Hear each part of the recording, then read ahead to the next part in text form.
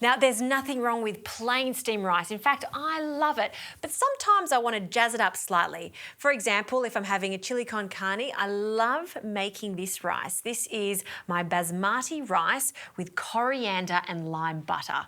So simple to make. Now, this basmati rice is a premium basmati rice, so it's been aged to perfection.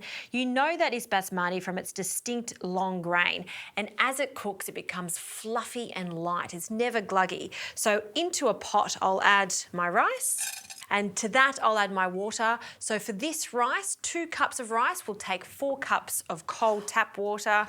We'll cover that up, and we'll pop the heat on. Now we want this to come up to the boil. Once it's come up to the boil, you want to turn it down to a gentle simmer, pop the lid on, and it needs to cook for about 9 to 10 minutes.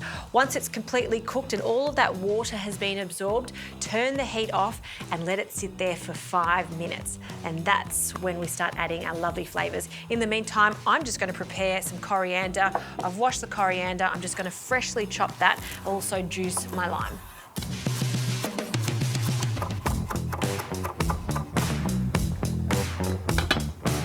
All right, this rice has been resting for 5 minutes. It smells so good. You can definitely smell that it's basmati rice. So fragrant. All right, to finish this off, I like to add a knob of butter, a little pinch of salt, and all of that coriander can go in. And don't forget the freshness of the lime. And we'll squeeze that straight over the top.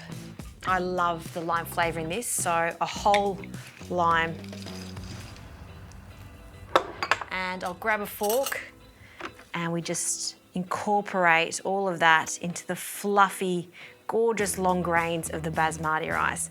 Now, I said I love to serve this with my chili con carne. It is really good, but it's also fantastic with any type of curry. It's just that subtle flavour of the coriander, butter and lime with that basmati just works so well. Okay, I'll place this into a bowl. And that's a simple way to jazz up your basmati rice.